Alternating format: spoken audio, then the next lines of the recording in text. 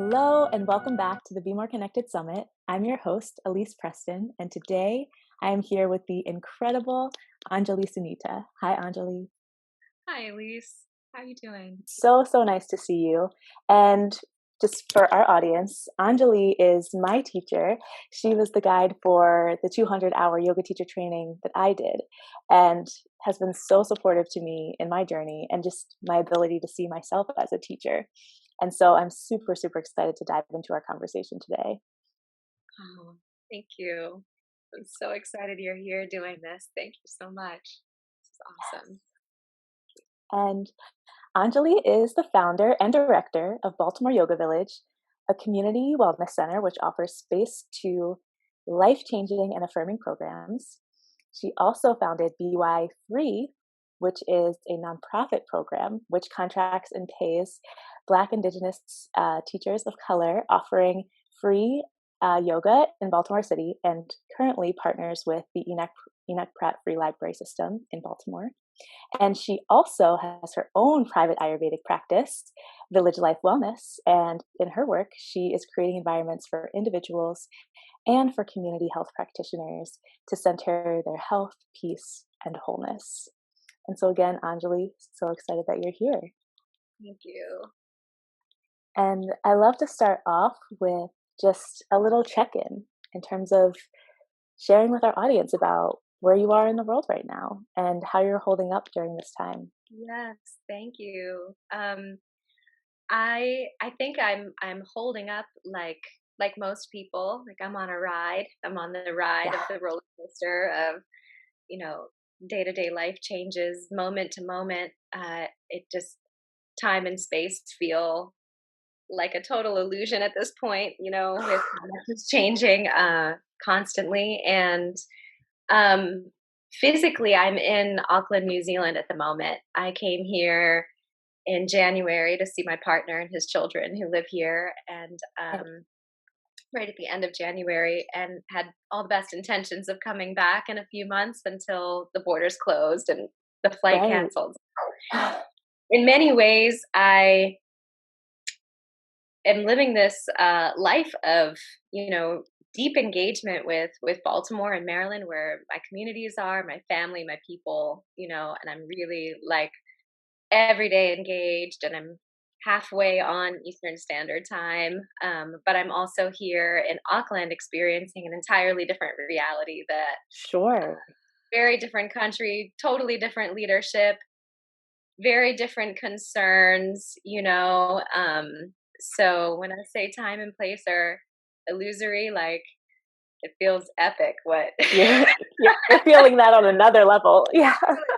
Yes, profound, and giving me a lot of I don't want to say opportunity for comparison, because nothing Mm, has really come as a surprise to me okay. when I look at these two countries and the way that it's going in a Sure. crisis. But it's really given me pause. I guess it's just illuminated it even more for me, as Okay. everything become illuminated. I'm like, yep, um, things are going, the way that I thought. I just always kind of wondered if I had a skewed, like, pessimistic view or an optimistic Mm, view or something. But I'm okay. like, oh, it really just is like that. Right. Yes, yeah. So 100%. that's where I am. Hmm. Yeah, well, thank you for sharing where you're at right now. And Mm. I'd love if you could share a bit more information with us about Village Life Wellness and the offerings that you teach and share. Yes. Well, currently, we're doing a lot online. So I'm starting actually tomorrow Eastern Standard Time, like an 8-week Ayurvedic self care nutrition class, which feels Amazing. super fun and exciting to connect with people in Yeah. this way. I offer courses. I offer long term, short term, various kinds of trainings, and also one-to-one consultations. And the trainings, they're usually niche topics, but they're also very conversational and Mm, and dialogue based. So it'll be interesting to see how this works out online. I'm excited for that. And Right. then also one to one, where I sit with each individual and we apply the principles of Ayurveda, their goals, and bring it together into daily life. And so Village Life Wellness is really for the Ayurveda, but I also offer yoga and pranayam and integrate those together because they are of the same cloth and sister sciences. Beautiful. And for folks who may not be familiar, could you provide just a bit of an introduction to the science of Ayurveda? Yes, Ayurveda means knowledge of life, right? So it is an indigenous system of lifestyle and medicine, rooted in South Asia, rooted in South Asia, and the way that I've, and from the subcontinent of India, and it applies very pretty much the same general principles as a lot of various alternative healing systems and indigenous medicines do, like that we are not separate from nature.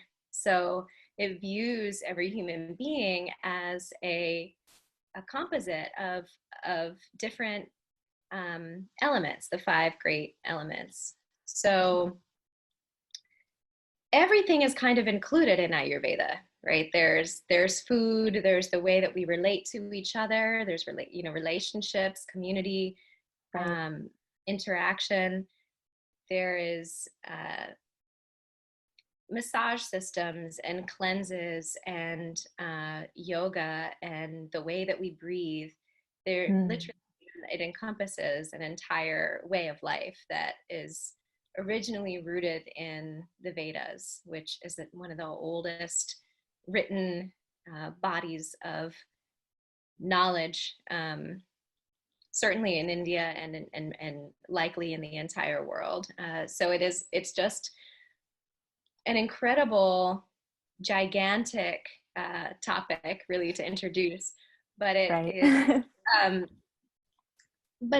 it does have principles. It's principles as a medical field and as a lifestyle guide can be applied across every culture, every land. Because we're all living on land and we're all living in connection to nature and each other. So Yes. it's learning to view ourselves just as we would view like a plant growing out of the ground, like Mm.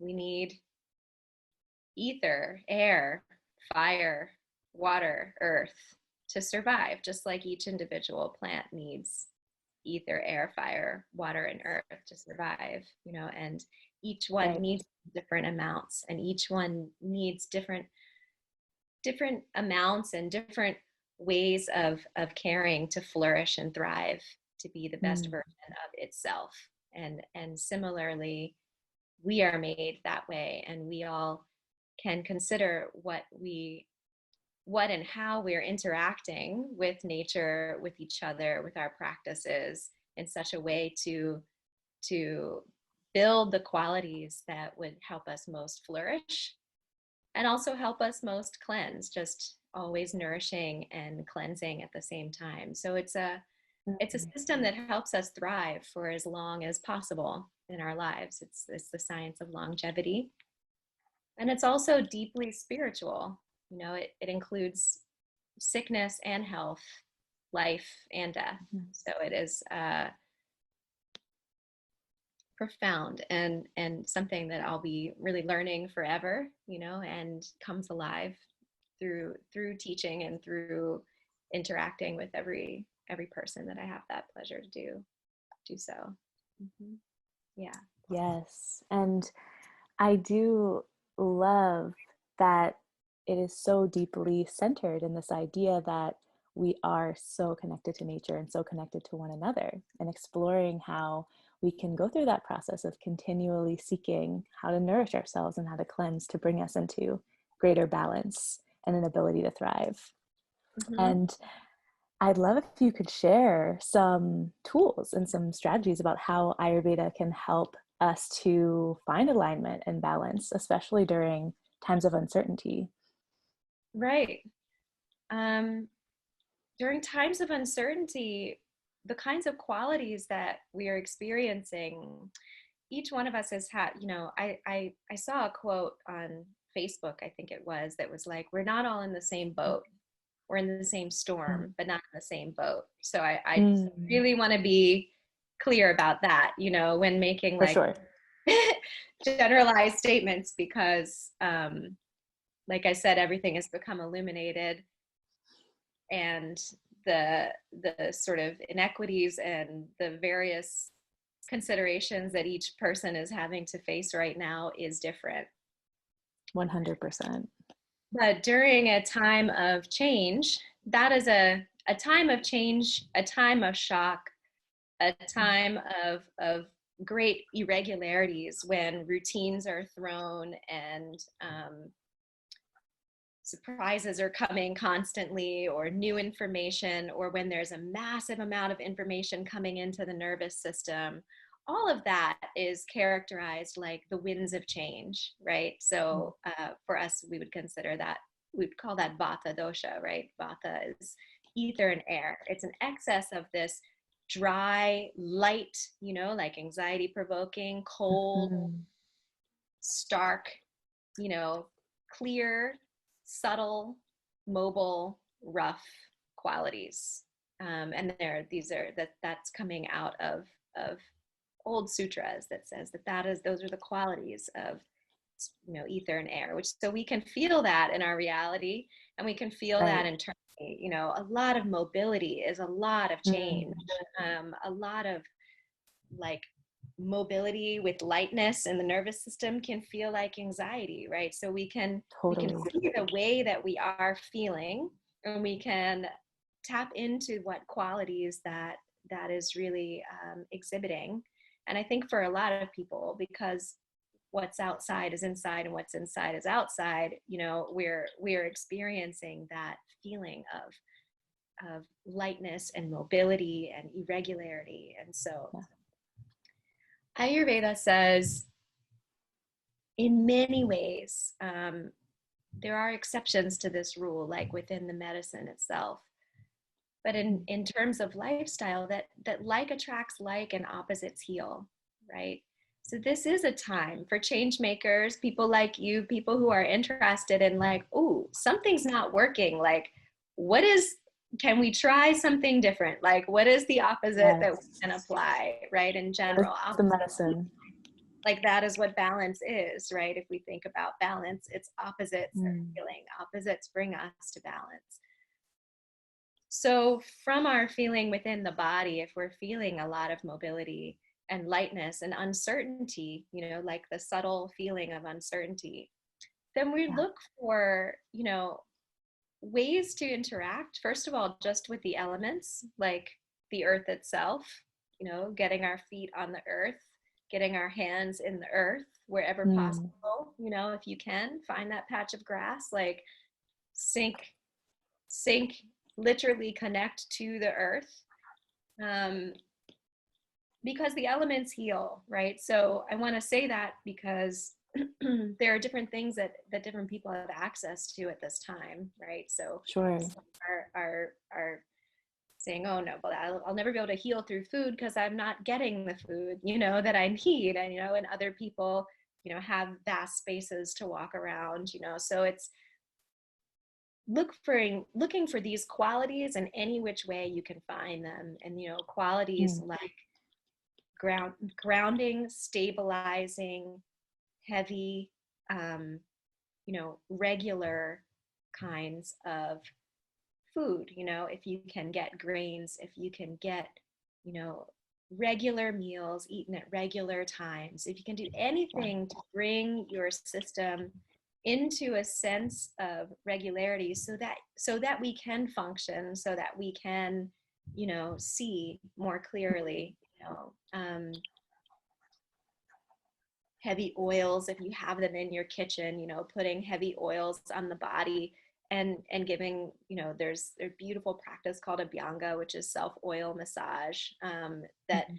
is amazing for the nervous system. Like if we think about how many receptors are on our skin that are interacting with the air and interacting with the ether, you know, our nervous Right. system, our sense of touch is deeply connected to the nervous system. So we can apply substances to the body, what you have, you know, warm, oily, grounding substances to the body, and if you have access to warm showers and taking a warm shower afterwards and allowing your pores to open and sweat, there's so many beautiful, profound techniques, you know, that can be taken out of context and created into new age systems, but they're coming from a medicine. They're coming from these core understandings of like actually tapping into the way that we feel and trying to bring some sense of opposites, you know. Right. So regularity, I think a place to start at this time, and what I've been trying to do for myself while I'm living on multiple time zones and talking to Mm. people all over the world, is just to make sure that I'm doing a couple things a day at the same time. I make sure Beautiful. that I'm awake and I see the sun. I can see the sun kind of rising over some buildings where I am, and so I just make sure that I do that, you know, and I make sure that I eat a lunch, and I'm blessed to have that, you know. So that sense of something regular and ritualistic, like making a ritual out of the daily living um, blessings that we have, like that can bring a great sense of well-being during a time of uncertainty when there's most things we can't control. We can at least do something at a regular time, you know. Yes. There's so much I could say on this, balancing vata dosha as the winds of change. But if, you know, some days I wake up and I don't feel the mobile, I feel the sluggish, I Mm. feel the heavy weight, you know, in my heart and in my chest. So it's at Sure. that time, you know, that standing outside and breathing fresh air, Mm. right, is balancing, making sure that I'm doing these pranayama techniques, or even just making sure that I'm exhaling and inhaling like fully, you know. Powerful. The nice thing about these times, if there can be a nice thing, because I'm always trying to just learn from what is, you know, is that it can be so palpably felt. The power of Mm. nature right now and the power of the elements can be so palpably felt. So when we feel so bad, that balancing element can, if we're able to receive, can make a profound effect. And we have that. We have that. We all have this earth, at least. And then finding those qualities in the kitchen, in the bathtub, in our practices, in the way that we breathe, in the way that we practice our movement, um, and thinking of it qualitatively. Like for me, that is self-care. Mm. And it is also awareness building to what is, and it builds compassion for what is currently. So to be able to name it qualitatively and then engage with the world to find balance. Right? Right.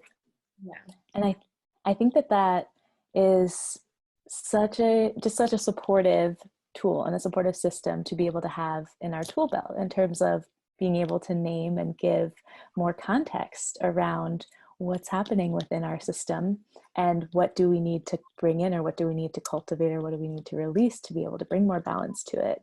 And I can speak to how powerful it was to be able to have a consultation with you when I was in my training and learning more about my kapha dosha and what I need in terms of having more stimulation, having more spices in my life, keeping my digestive fire alive, thinking about ways that I can really be cultivating, bringing more air and more fire, because I'm so heavy earth and water.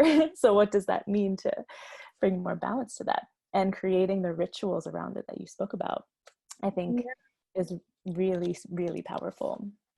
Yeah, I think one of the many things I love so much about Ayurveda is that it's present moment science, right? It's present moment. So anyone can be experiencing anything, like when really understood, it's not stereotypical or cookie cutter, it's not like, oh, I'm this, and so this is how I always must interact with the world. It actually just asks us to really be present and to feel. Mm. Excuse me. And in that way it can be preventative, it's considered preventative in addition to curative, medicine as a medicine, but it's in that way Right. it can be preventative to feel before something arises. What are the very, very prodromal signs of something?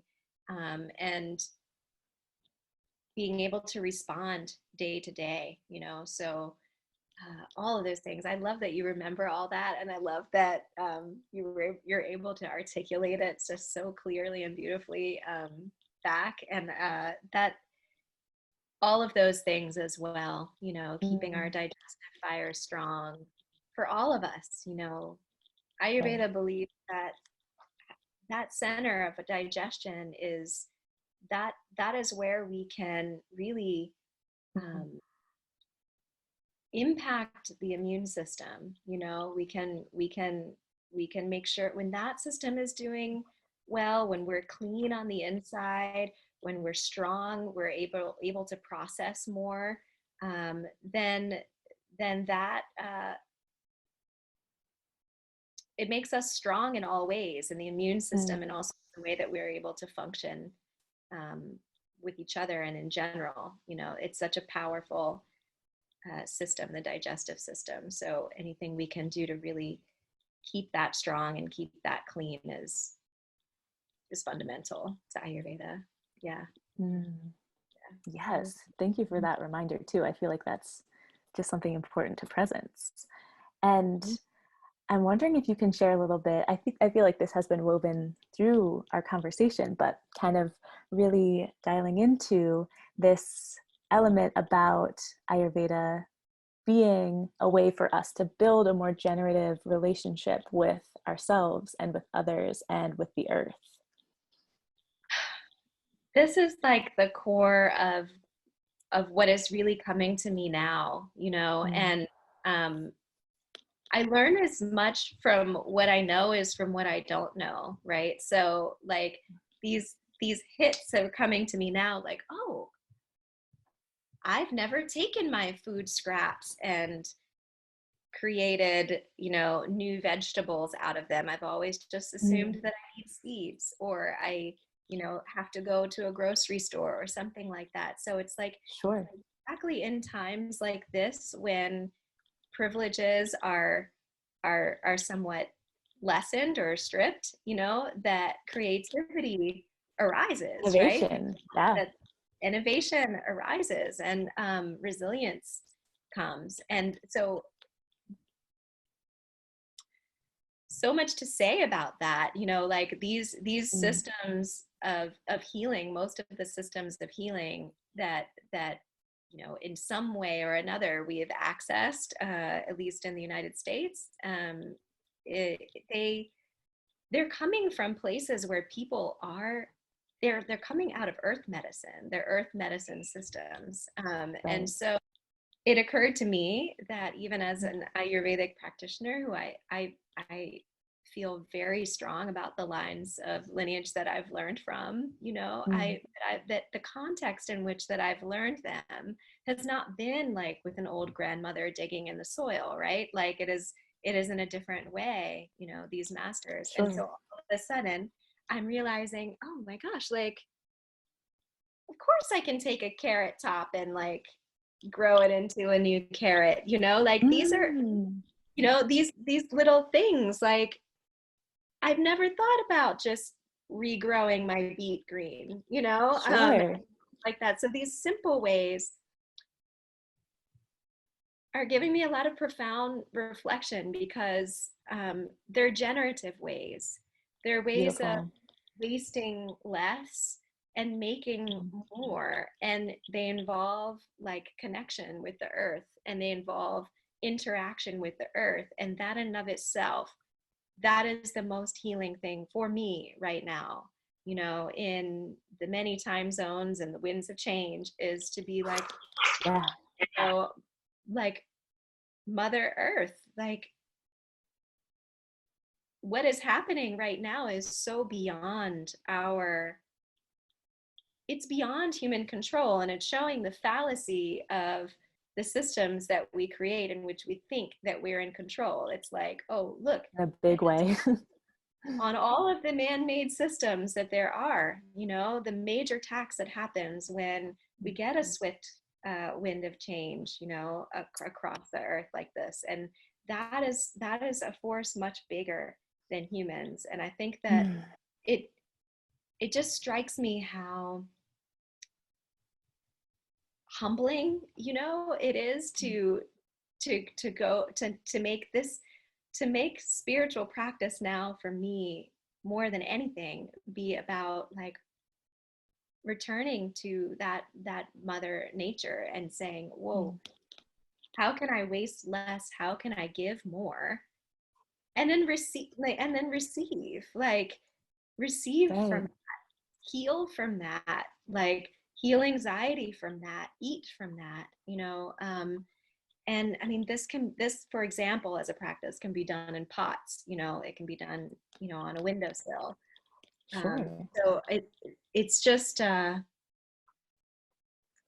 looking for more ways that honor that life is a system, and Mm. is a cycle, and honor the way that nature actually has intended our lives to be more cyclical, both like in daily rhythm and in daily ritual, but also in, less of a take model, and that is so obvious, I imagine, for people who are already living that way, right? And for people Mm. for who, from where all these medicine systems came. But like I say, like even those of us who, I have profound respect for my teachers who have taught me in different ways, and I have gotten to study in India and in the United States and in New Mexico and places that have incredible land, to learn from.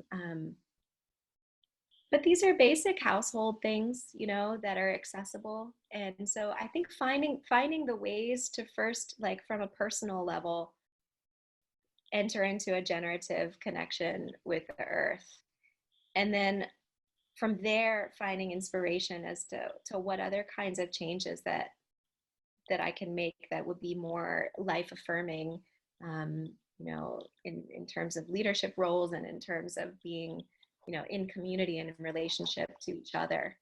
Um, Mm.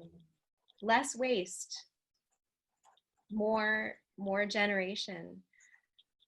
I think this time has also really brought forward for me just like the fallacy that the human beings are at the top of the food chain. Like I'm living Mm. with a 5-year-old and an 8-year-old right now, and I'm remembering, at some point in mind when that came into my mind, like I don't even know when that came, right? Like somewhere as children, Yeah. we just suddenly, like many people will be like, oh yeah, we're at the top, we're at the top, but we're Yeah. not at the top, right? we're Right. we're we're dependent upon the microbes in our body. We are dependent upon, we are made of a lot of things we can't see, to Absolutely. stay in balance. And just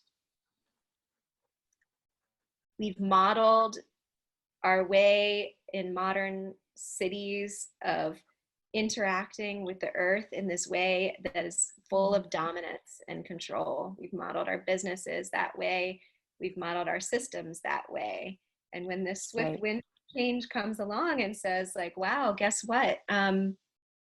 You're not at the top. Like, it take only like a moment for you to realize like you're not at Yep. the, and this is a Right. relationship we're in, this is a relationship, and we have to find ways to honor that. So I'm still doing that. I'm still considering all the ways. This is my beginning. My beginning is how not to waste out of the food, the little bit of food that I have access to, and how to make it a generative process. And it's giving me so much joy and so much life. Um, Mm. mhm. But that's a guiding principle that I'm considering now in all ways. Yeah. Yes, and I think that is so beautiful and so powerful, and I love the way that you really centered honoring this reciprocal, interdependent relationship that we have with the earth and with each other. And I'd love to explore a little bit about how this time and all that you're processing and integrating and learning and experiencing, how that is influencing your potential future visions for what your work related to Ayurveda and yoga related spaces may look like. Yeah. I can say that for yoga related spaces, like for one, I run two actual physical spaces in Baltimore. And then we have the nonprofit program that's happening in the library system. Um, Different populations coming to the yoga center and through the library system. Right. And my mom used to call me a Robin Hood, because that's always been a little bit of my slant is like, it may be in part being biracial and like just like growing up seeing India and seeing the United States. I don't know, like there's something in me that's very innate about like, ooh, how can I influence over here and try to pull resource over here, that has Sure. always been. But that's not really enough. Like I was saying, there's so much Mm. creativity and intelligence that comes from actually not having everything given easily to you. Like there's Mm. incredible, like that's where all the best art and all the best music and all the best healing systems and everything comes from, and Right. so I'm inspired by what you're doing right now, just like considering how to elevate voices, and that's a path I've been on, but I'm just feeling far more. I mean, if anything is going to survive, some things are going to fall away. Yeah. And I know that elevating the intelligence that exists um, Mm. is something that I have always wanted to do as an educator, but I'm feeling even more uh, sure that I'd like to play a role in making sure that everyone is well represented in these art forms, and also Right, right. um,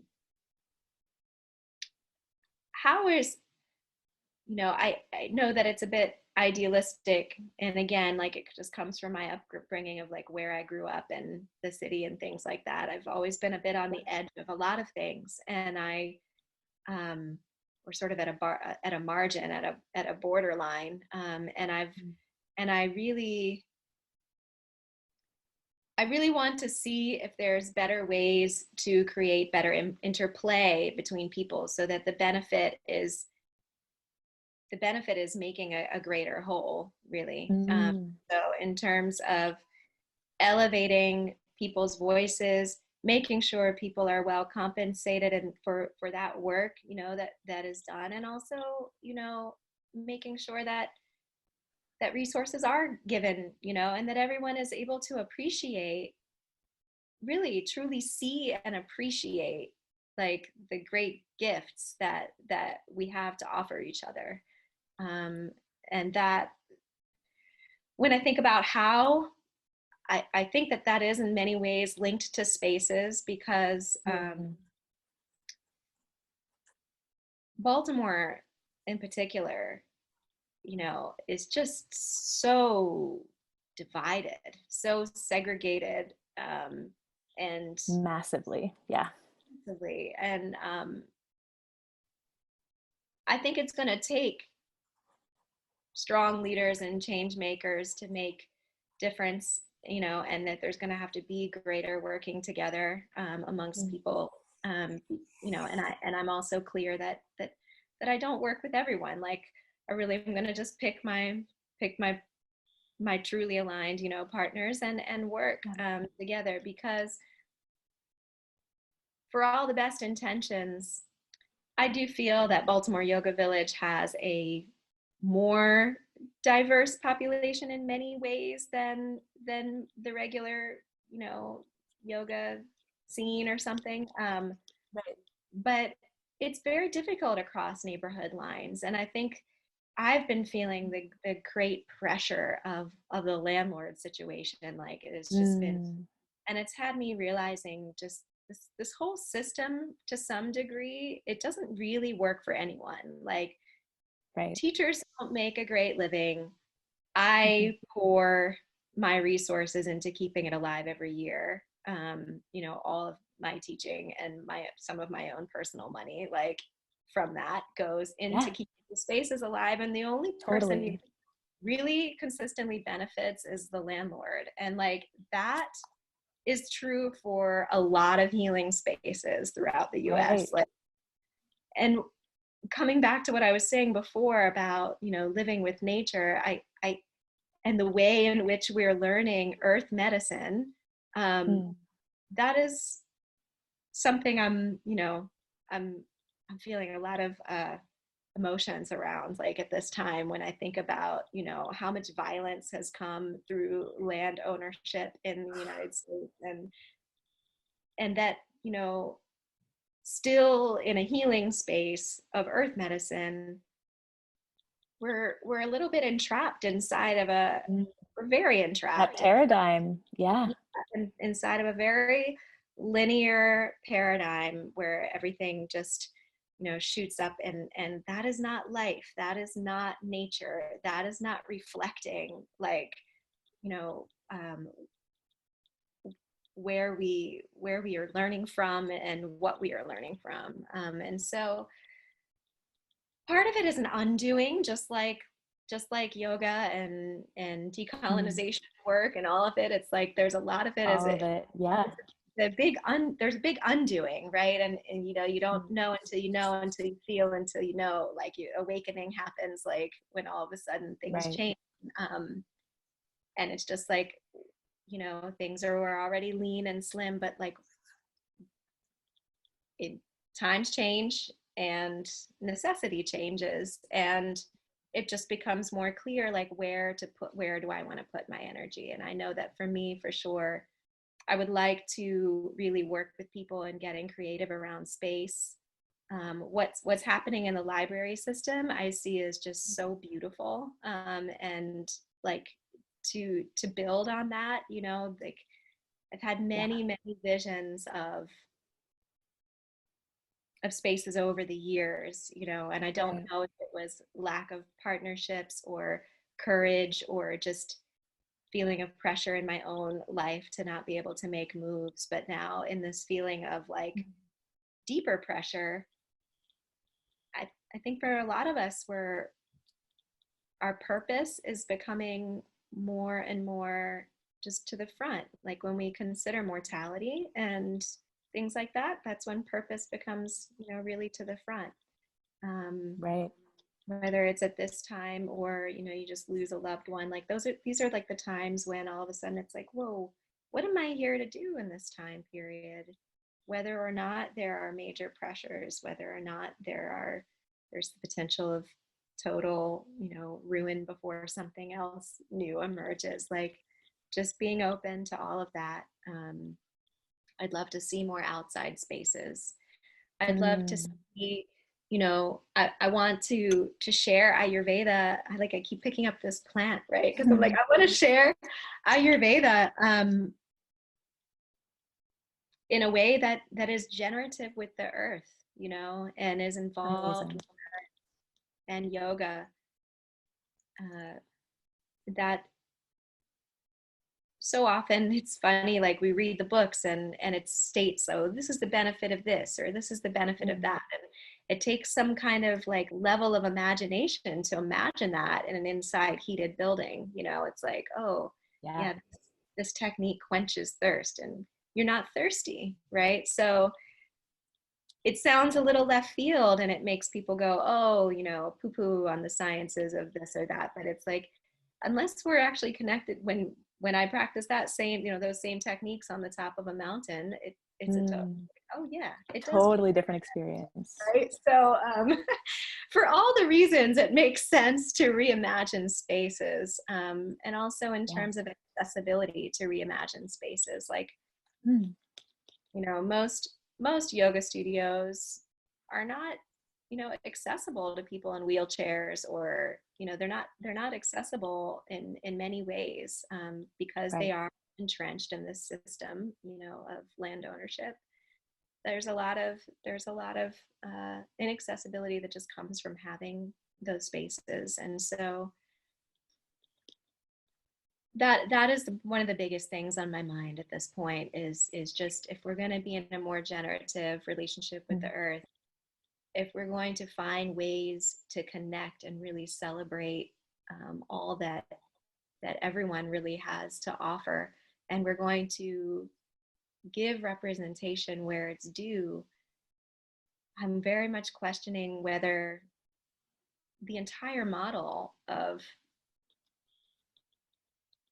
yoga studios as their own thing really, um, really works for that aim. I think that that reimagining is so present right now for so many of us. And it is really, really tough. And we do feel that grief and that loss that comes along with it.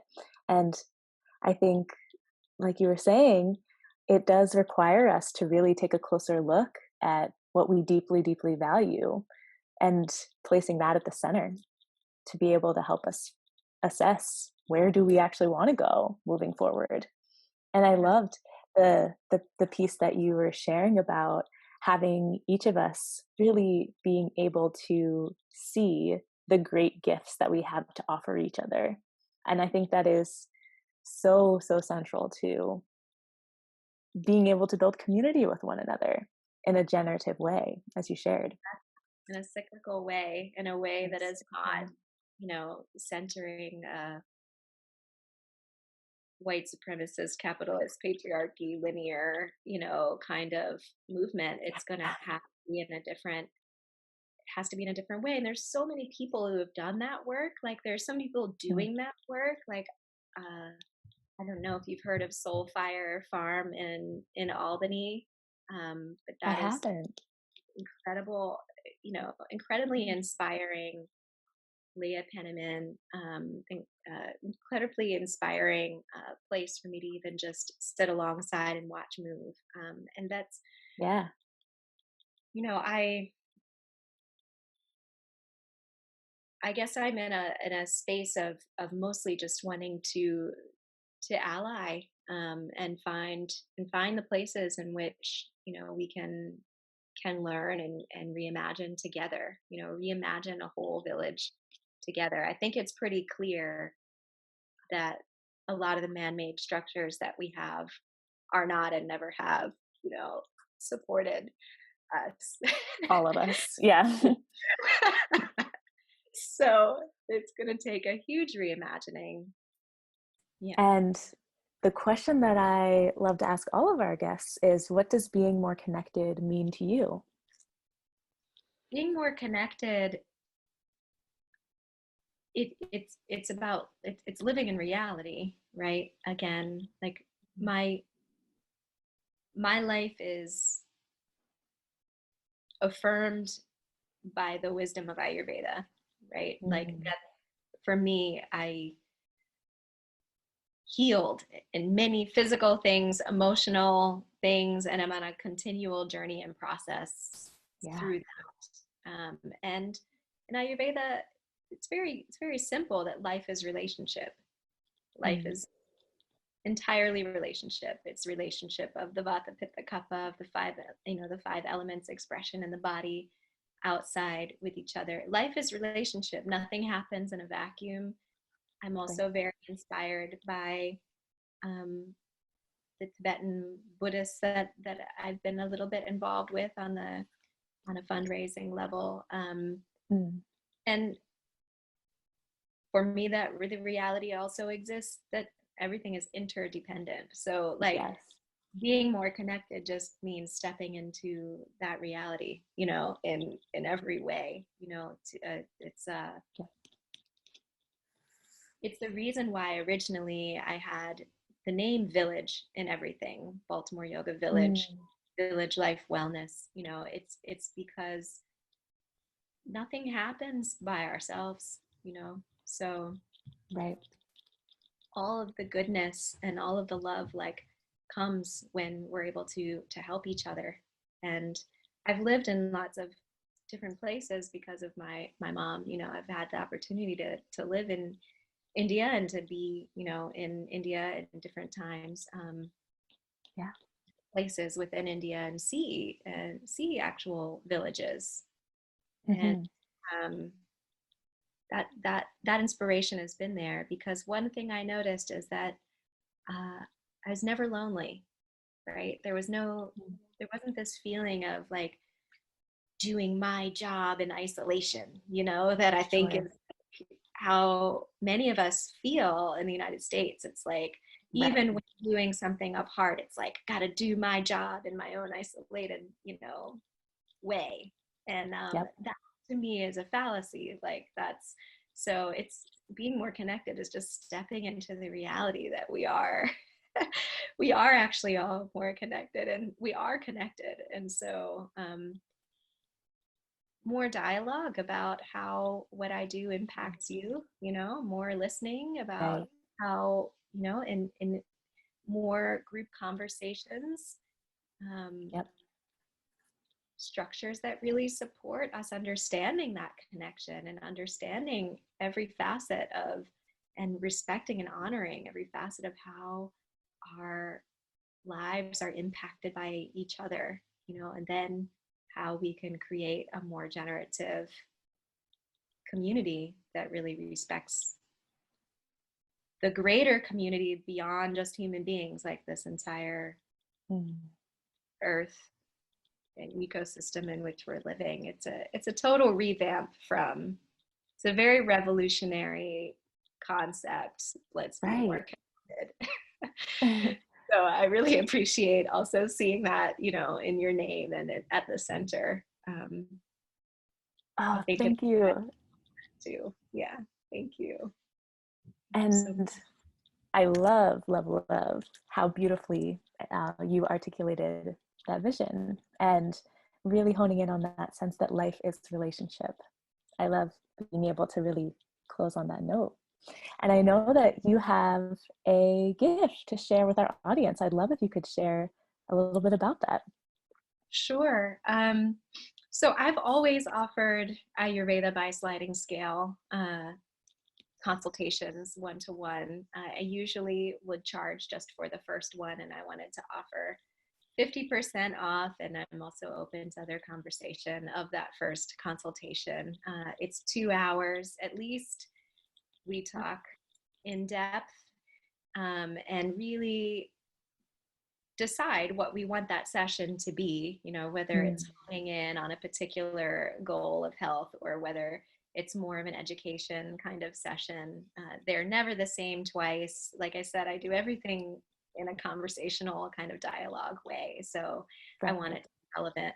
And so there's a lot of learning, and usually what someone would move from is some suggestions to apply from my knowledge of substances, herbs, foods, oils, some kind of practices, some kind of regular rhythm that might support their life, and something to apply before we meet again, and if we meet again. And that second and forever meeting after that, I've always done sliding scale. So Mhm. the gift is asking, is offering a half price or 50% first consultation, longer consultation. Beautiful. And how can our audience stay connected with you? Well, I'm easy to find.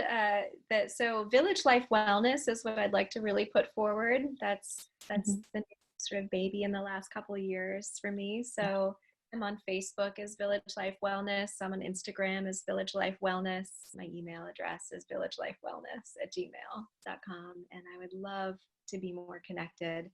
I'd love to know who's at the other side of this screen and how I can support and how I can be in conversation, because I'm super inspired by what you're drawing here, the center, the focus. And I know that, like, Mm. I want to say to you, just like people who are like acting like a beacon, like a light, like a Mm. lighthouse, just like Yeah. this is what's important to me, and I'm just going to be a lighthouse. And then what is who is aligned and attracted to that will come to that, and I Mm. think that's such a beautiful way to do life. It's what I've tried to do with Baltimore Yoga Village, is to say, like, this is what's Yeah. important to me, and if that's important to you, then I imagine the community will form around that, so Yes. I love what's at your center, so I'd love to meet anybody who's also attracted to that, um, Ah, well, in Anjali, yes. And I'm so, so appreciative of you for being a part of this conversation. And I know that our audience is going to so benefit from all of the wisdom that you had to share. And I just want to thank you for sharing your time and sharing your energy, because I know that you have a lot going on in your world right now. And I just so love you and admire you and how you deeply embody the teachings that you share. And so thank you. Thank you. Thank you so much, Elise. Love you too. Be All right. well and talk soon.